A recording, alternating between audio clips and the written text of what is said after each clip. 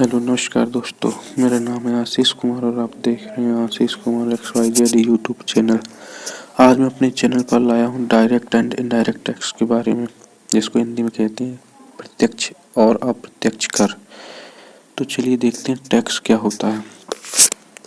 देखते हैं टैक्स क्या होता है। टैक्स के बारे में देखते हैं टैक्स क्या है। प्रत्येक देश की सरकार को देश चलाने के लिए अपने नागरिकों से कर वसूलना पड़ता है। आप दुनिया के लगभग हर हिस्से में अपनी स्थानीय अधिकारी और राज्य केंद्र सरकार को कर का भुगतान करते हैं। किसी देश को विवेकपूर्ण ढंग से चलाने के लिए संग्रहण आवश्यक है।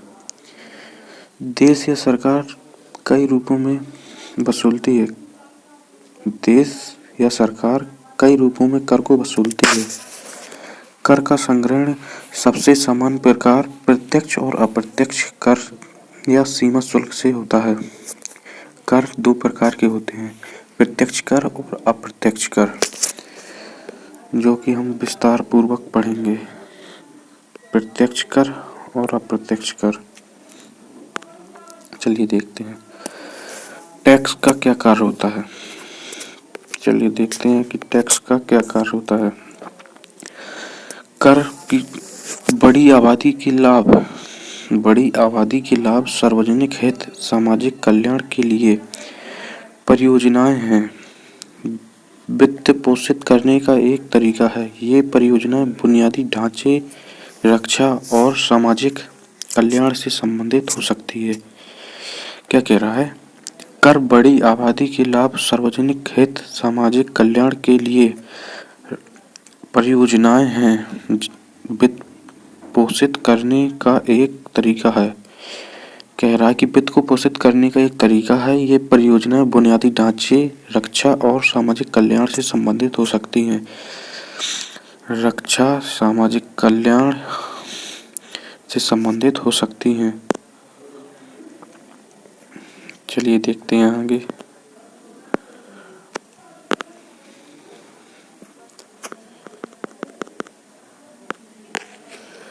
जैसे में देखेंगे, जैसे में क्या कह रहा है।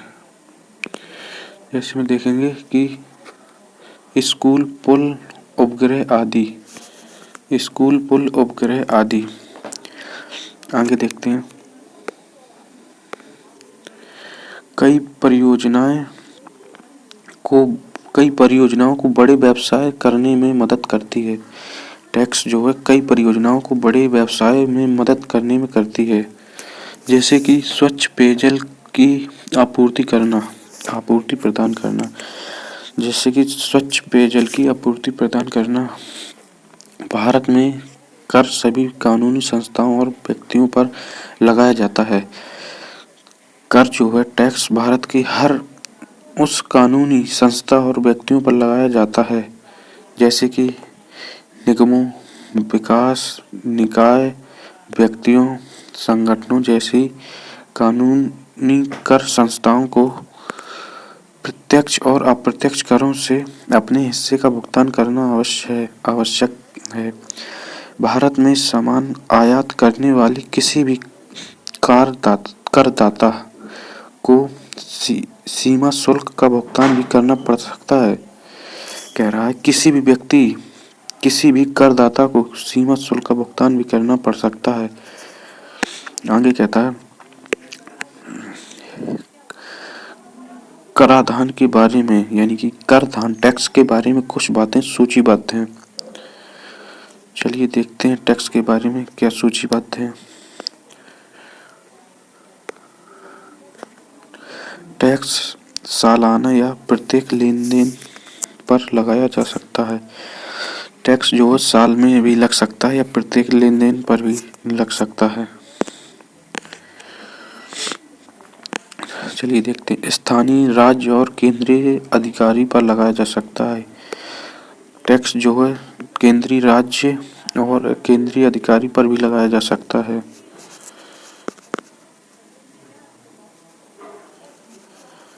चलिए देखते हैं आगे क्या कह रहा है। और अन्य उपदेशों के लिए कर संग्रह पुनः आवाहित कर सकती है, यानी कि पुनः कर को दोबारा लगाया जा सकता है। भारत में कर का संक्षिप्त इतिहास। चलिए जानते हैं भारत में कर का संक्षिप्त इतिहास क्या है। तो चलिए देखते हैं भारत में कह रहा है सन 1857 ईस्वी के सिपाही विद्रोह सन 1857 में सिपाही विद्रोह होने के कारण कह रहा है आधारभूत कारणों में राजनीतिक, सामाजिक, आर्थिक एवं धार्मिक सभी कारण स्वीकार किए गए थे। जब 1857 ईस्वी में सिपाही विद्रोह हुआ था तब कुछ कारणों में राजनीति, सामाजिक, आर्थिक एवं धार्मिक सभी कारण स्वीकार किए गए थे। सन 1857 ईस्वी के स्वतंत्रता संग्राम के कारण हुई सन 1857 ईस्वी के स्वतंत्रता संग्राम के कारण हुई आर्थिक हानियों को पूरा करने के लिए यातायात व्यवस्था को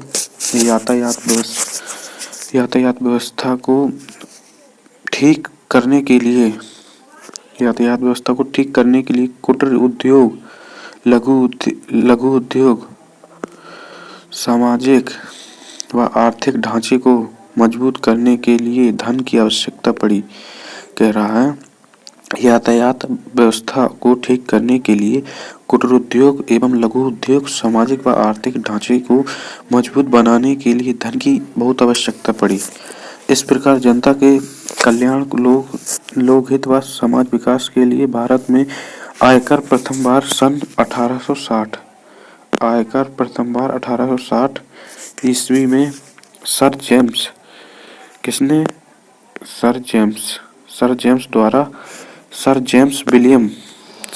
विलियम द्वारा बताया गया था।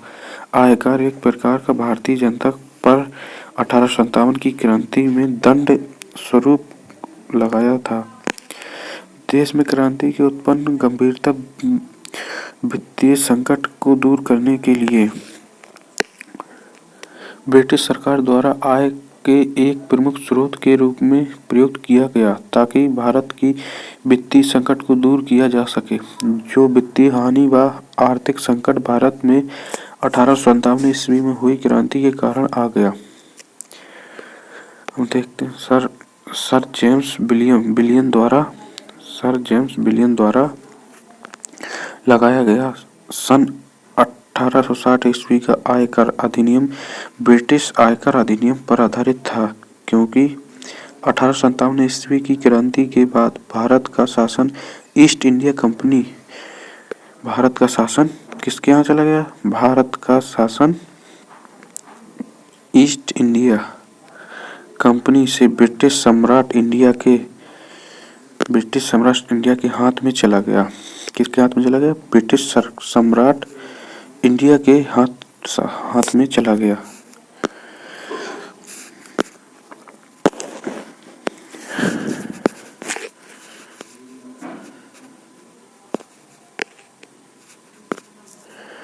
अठारह सौ साठ में आयकर अधिनियम के तहत निम्नलिखित 4 प्रकार की आय कर लगने की व्यवस्था की गई थी।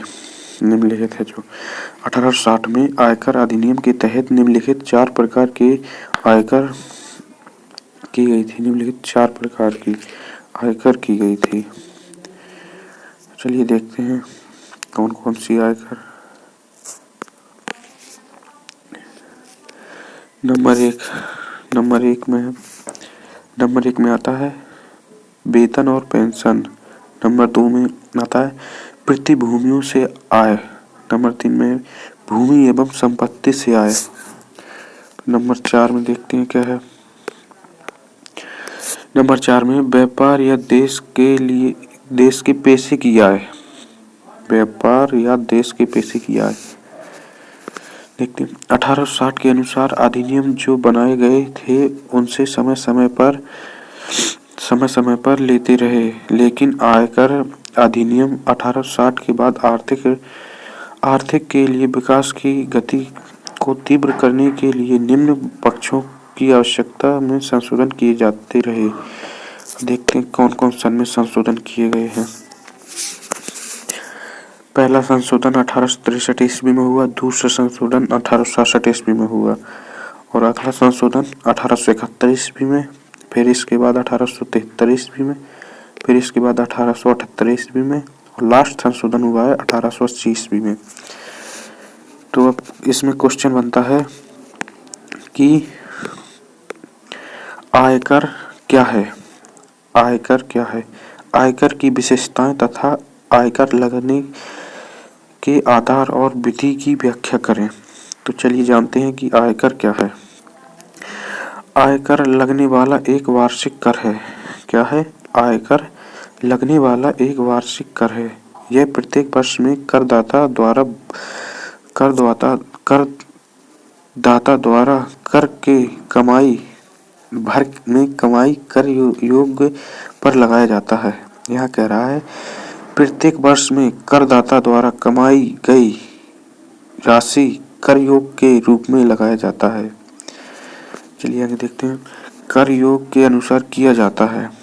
कर योग आय में कर युक्त सीमा आय पर घटा भूमि शेष बची हुई आय पर निर्धारित दर से या वर्ष से आयकर चुकाया जाता है।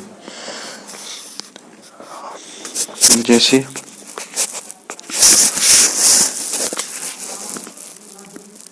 यदि किसी व्यक्ति की कुल आय का योग इतना है, किसी व्यक्ति की कुल आय का योग इतना है 6,80,000, तो वह 2,50,000 रुपये घटाकर शेष 4,000 रुपये, कितना? शेष 4,000 रुपये भर निश्चित दरों से आय कर चुकाएगा या चुकाया जा सकता है। करदाता कई प्रकार के होते हैं। जैसे कि करदाता कई प्रकार के होते हैं। एक होता है व्यक्ति, कर्म, हिंदू, अविभाजित, सहकारी, समिति, इष्ट।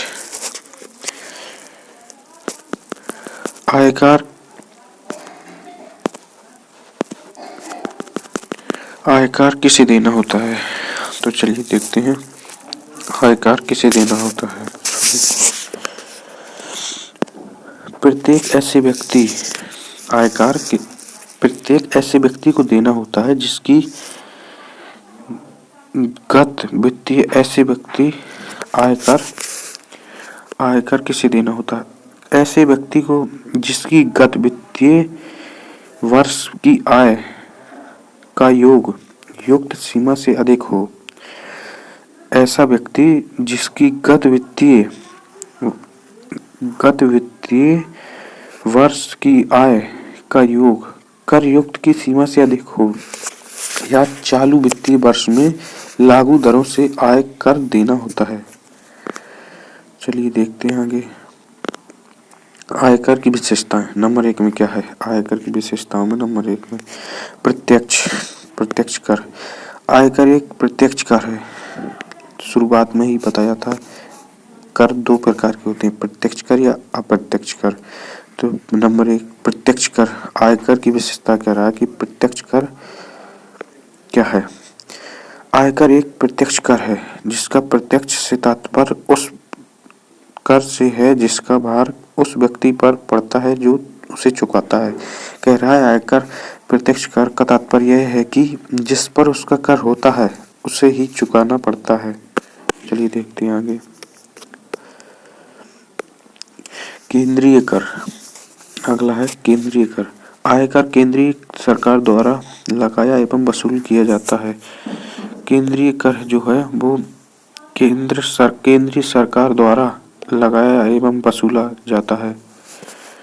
चलिए देखते हैं और आगे। कुल आय पर कर। तीसरा है कुल आय पर कर। कुल आय पर कर लगाया जाता है, इसे कर योग आय भी कहा जाता है।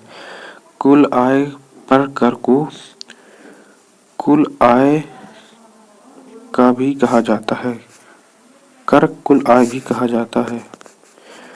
कुल आय की गणना अधिनियम में दिए गए प्रावधानों के अनुसार की जाती है। नंबर 4 में आता है कर युक्त सीमा। यदि आय निर्धारित राशि से अधिक होती है तो आयकर लगता है। वह मुक्त सीमा तक की आय पर नहीं लगता। यह मुक्त सीमा की आय पर नहीं लगता। कर निर्धारित वर्ष 2019 से 2080 के लिए मुक्त सीमा निर्धारित करता है। ये सीमा निम्न है। नंबर का वरिष्ठ नागरिक। भारत में निवासी आय 60 वर्ष या अधिक परंतु 80 वर्ष से कम हो तो उसे 3 लाख रुपए तक का कर देना होता है। चलिए